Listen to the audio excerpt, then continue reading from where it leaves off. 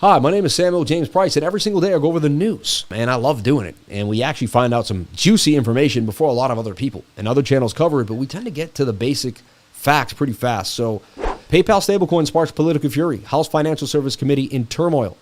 According to a recent report by Bloomberg, Maxine Waters, the top Democrat on the House Financial Service Committee, expressed deep concern over PayPal Holdings Inc. stablecoin launch without a comprehensive regulatory framework.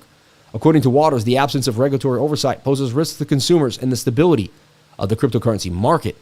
Stablecoins, digital tokens pegged to traditional assets like the US dollar, have existed for nearly a decade, primarily used for trading purposes, and they have limited adoption in consumer payments. Per the report, Waters highlighted the need for robust regulation, oversight, and enforcement mechanisms to protect consumers from potential harm caused by bad actors in the industry. Yeah, like it should be backed by something. The problem is, here's the deal.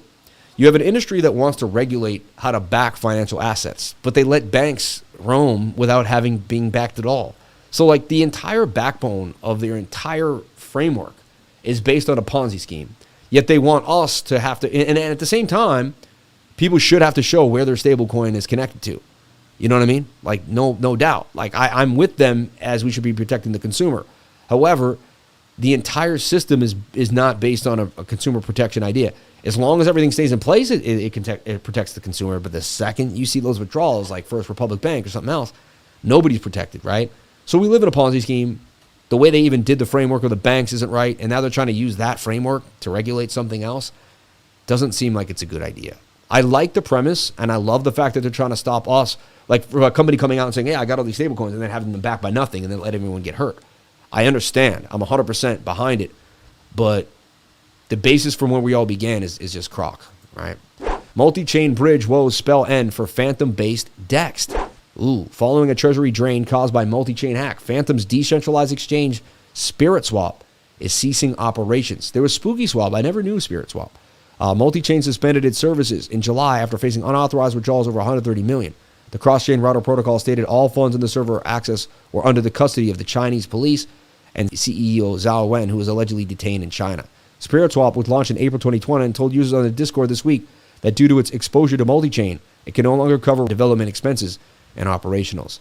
Not good for Fantom, not good for Spiritswap. They still got SpookySwap, though, which has been good.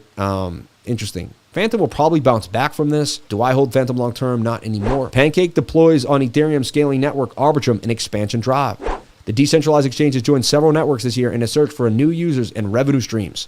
Decentralized exchange Pancakeswap has gone live in Ethereum scaling network Arbitrum in line with broader plans to expand its user base. Pancakeswap was one of the first DEXs. They're going to move faster and know how to move quick. They're not bogged down by just the overall day-to-day operations. They have that down. They can look for the future and learn when they should innovate and move. I believe holding Pancakeswap and continuing to, I still stake my Pancake.